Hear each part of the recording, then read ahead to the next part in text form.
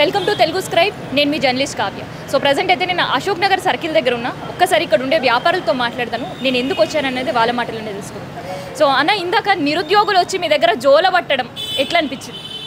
వాళ్ళని చూస్తుంటే బాధనే అనిపించిందమ్మా మాకైతే. ఇంతకుముందు కూడా ర్యాలీ చేశారు, అదేదో నిరసన ఇక్కడ చేశారు. వాళ్ళ పరిస్థితి చూస్తే మాకైతే బాధనే అనిపిస్తుంది. సో ఇక్కడ దాదాపు ఎన్ని సంవత్సరాల నుంచి ఉన్నారన్న మీ షాప్? మా 20 years. సో ఈ 20 yearsలో ఎప్పుడైనా నిరుద్యోగులు అట్లాంటి పరిస్థితి చూసిరా, జోల పట్టుకొని అడుక్కోవడం? చూడలేదు, ఇదే ఫస్ట్ టైం మేము చూడడం. ఇటువంటిది అయితే ఎప్పుడు చూడలేదు.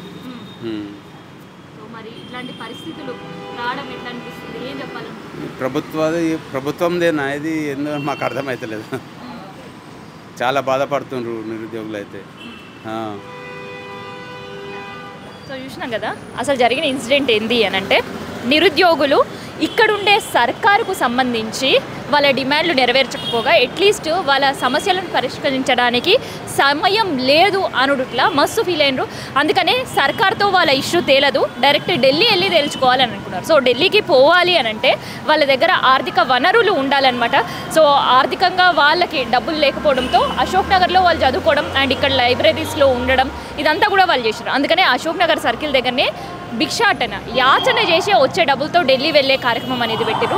సో దానికి సంబంధించి ఇక్కడుండే వ్యాపారులందరూ కూడా వాళ్ళకి డబ్బులు ఇస్తూ చాలా బాధపడే పరిస్థితి. సో ఇంకొంతమంది వ్యాపారులతో కూడా మనం మాట్లాడదాం. ఎట్లా అనిపించింది అసలు వాళ్ళ సిచ్యువేషన్? మేడం, వాళ్ళ సిచ్యువేషన్ చాలా బ్యాడ్ ఉంది మేడం. చాలా ప్రాబ్లమ్స్ ఉన్నాయి. గవర్నమెంట్ ప్రతి ఇయర్ నోటిఫికేషన్ ఇయ్యరు, పేపర్ లీక్ అవుతుంది. చాలా ఇబ్బందులు ఉన్నాయి మేడం. వాళ్ళు కూడా ఎక్స్పెక్టేషన్ ఉంది మేము గవర్నమెంట్ జాబ్ చేస్తామని, కానీ గవర్నమెంట్ ప్రతి ఇయర్ నోటిఫికేషన్ ఇస్తే చాలా బాగుంటుంది. సో చదువుకునే పిల్లలు జోలు పట్టుకొని అడుక్కునే పరిస్థితి అది వాస్తవం మేడం. చాలామందికి చూస్తాం మేడం, వాళ్ళకి డబ్బు లేకుండా ఇంతకుముందు అయితే ఏటీఎం బయట జాబ్ చేస్తుండే వాళ్ళు, వాచ్మెన్ డ్యూటీ చేస్తారు. చాలామంది జొమాటోలో, స్విగ్గీలో జాబ్ చేస్తున్నారు డబ్బులు లేదని. కానీ వాళ్ళ ఎక్స్పెక్టేషన్ ఏమంటే మేము గవర్నమెంట్ జాబ్ చేస్తామని వాళ్ళకి ఒక ఆశ. కానీ గవర్నమెంట్ వాళ్ళ గురించి ఆలోచించాలి మేడం. బాధ అనిపిస్తుంది, చాలా బాధ అనిపిస్తుంది. సో గతంలో ఎప్పుడైనా ఇట్లాంటి పరిస్థితి చూసిర్రా? వాళ్ళు ఇట్లా అడుక్కోవడం కావచ్చు, ఇంకా సిచ్యువేషన్స్ ఏమైనా చూసిరా? ఎప్పుడు రాలే ఇట్లాంటి situation, never. Is first time వస్తుంటారు. సో అట్లాంటి వాళ్ళు ఇవాళ మిమ్మల్ని జోల బట్టి ఎంతో కొంత ఇవ్వండి అని యాచించడం ఎట్లా అనిపిస్తుంది? బాధగానే ఉంది. గతంలో ఎప్పుడైనా చూసిరా ఇట్లాంటి సిచ్యువేషన్? లేదు. లేదు, ఇదే తొలుతనే చూసారు. ఏం చెప్పాలనుకుంటున్నారు? వాళ్ళ బాధ ఎట్లుంది మీరే చెప్పగలుగుతారు? వాళ్ళు అంటే చాలా రోజుల నుంచి ఇక్కడే ఉన్నారు కదా, 2 years అవుతుంది. వాళ్ళ బాధ వాళ్ళు ఉంటుంది ఇంకా. సో ఇదనమాట, ఇక్కడ ఉండే అశోక్ నగర్ సర్కిల్ దగ్గర నిరుద్యోగులు యాచన కార్యక్రమం అనేది వాళ్ళు చేశారు. సో ఇక్కడ ఉండే సర్కిల్లో యాచించి వాళ్ళు యాక్చువల్గా అయితే రేపు చెలో ఢిల్లీ కార్యక్రమంతో ఢిల్లీ జంతర్ మంతర్ దగ్గర వాళ్ళ నిరసన తెలపడానికి వెళ్ళాలి అనే ప్రయత్నం అయితే సాగించరు. కాకపోతే వాళ్ళ ప్రయత్నాన్ని పోలీసులు మధ్యలోనే భగ్నం చేసే పరిస్థితి.